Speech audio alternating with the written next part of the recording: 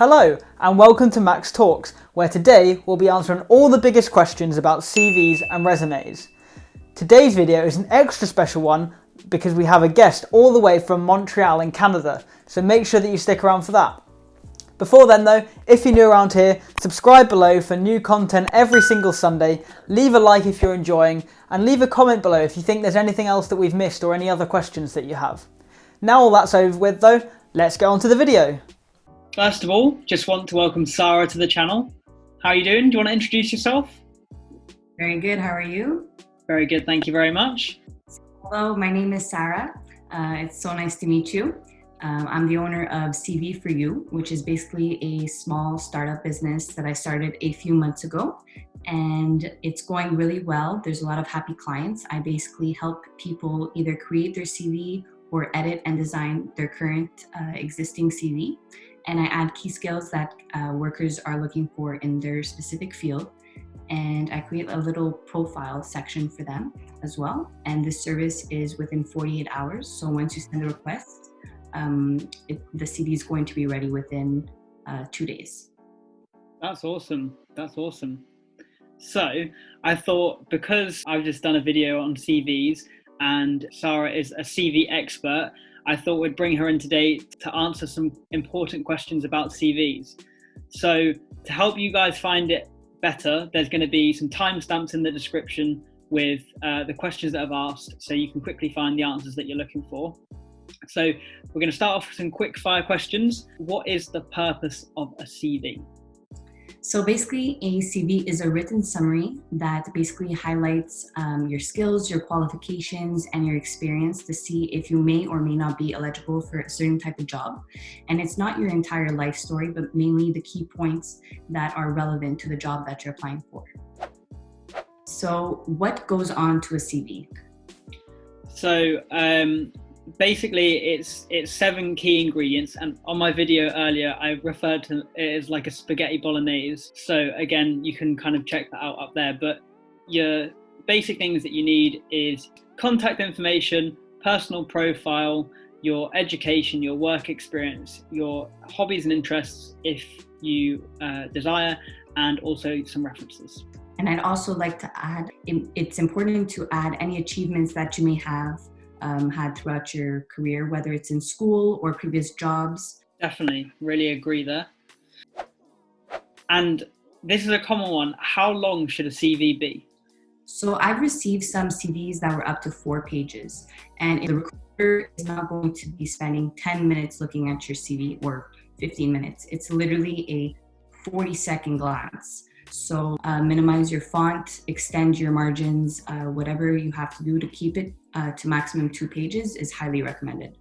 That's some good tips to use, like the margins and stuff, to keep it brief.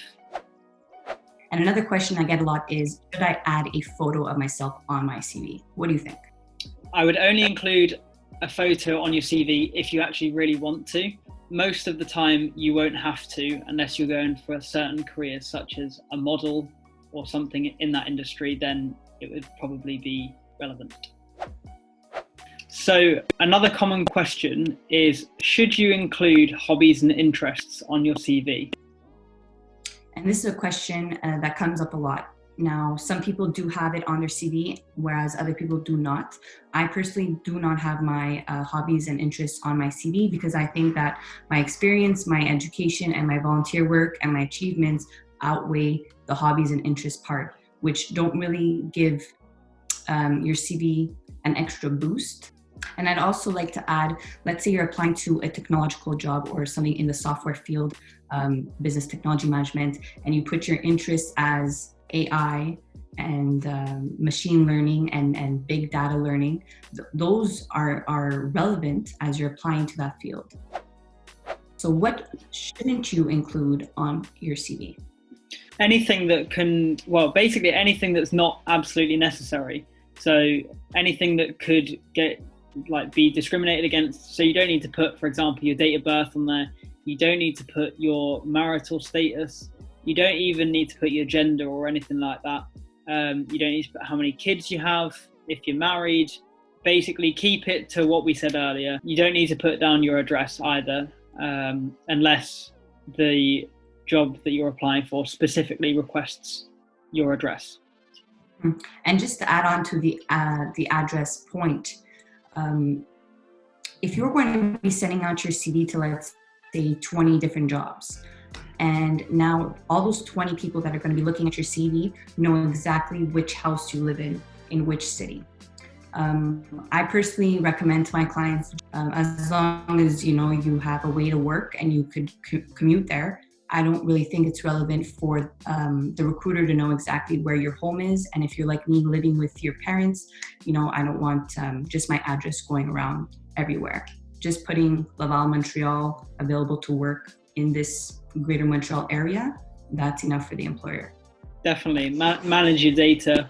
GDPR is so important, and people are getting hold of information more and more. So definitely only give the relevant details. So, this is kind of on the opposite spectrum to what I normally get asked, but if you've got like a lot of different job experience, part-time, full-time, do you put all of it down? How does that work? So the minimum requirement to put on your CV is a minimum of 3 months. If you worked at a job for 2 months, unless it was a 30-day internship or something of that matter, most summer jobs are 3 months. I would say that should be your breaking point to say yes or no, whether or not to put it on your CV. And I've had some people with like 12 different job experiences, and I told them, take a few out that are not relevant. The daycare that you did 10 years ago shouldn't be going onto your CV that you're applying for a managerial position.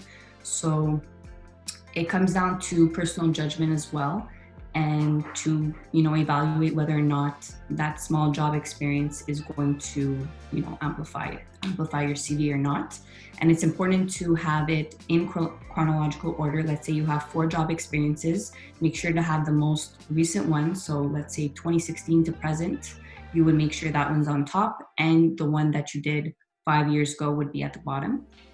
And it's important to focus on the experience that's relevant to the job. Actually, a very good recommendation is to add statistics and numbers in your CV, because those are what's going to pop out to the reader. Definitely. So you manage 62 accounts. That statistical information gives the employer a little bit of idea of how much you could handle. So what happens if you don't have any job experience at all? So you're starting from scratch, school, and you have not worked.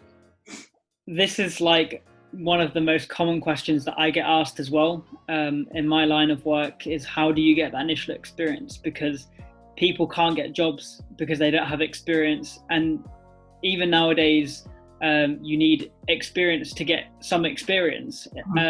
So I would say that definitely try and use the contacts that you have, whether that is family members, whether that's friends, whether that is neighbors. Make sure that you're able to use those people around you in your network to gain that extra experience, and also be proactive with it. And I think also, before you even get the experience, you need to work out what your end goal is going to be. So what job are you going to go for eventually? What are you going to tailor your CV towards? And then you can get experience. If it's, for example, like a gym instructor or a personal trainer that you want to go into, get some experience. Like, get yourself in the gym, see if you can shadow some personal trainers. I'm sure they'd be able to give you some tips and stuff. And that is the way that you build up your experience, which you can then put on your CV. And then generally one thing will lead to another. Because if you go back to that person that you've done experience with before and say, I really enjoyed my time on work experience with you, can I continue, or do you know anyone else that would be able to help me? Then generally that's the way to start building up your experience. Another big question is, it can be quite overbearing to do your CV because there's a lot of information to fit within the 2 pages. How do you actually structure that to begin with? So there's no definitive structure, but obviously we do not want to put our hobbies on the top and our education on the second page. There is kind of a structure to CVs and to the reading eye, which is going to be easy for the reader. So what I'd recommend is to have your contact information, your name, your personal profile. Then if you're a student, education. If you're an adult, work experience. So it depends if you're a student or not. And those are interchangeable. And then you would add your key skills. I'd recommend adding 4 to 5 soft skills and 4 to 5 technical skills. Technical skills could be learned. Soft skills are more like your personality traits. You could add hobbies and interests, that's optional, and achievements, volunteer work. Finally, you would add references right at the bottom. And it's important to have between 1 to 3 references. Also, just if I can quickly add on to that, I think for references, because quite often people run out of space when it comes down to the references, so you can just add references available upon request, and then but make sure that you contact the people first before you put them down as references. And don't write available upon request and not have any references. Yes, absolutely. Great point. Cover letters. Now, CVs, cover letters, what's the difference? When do you have to submit a cover letter, and what is a cover letter?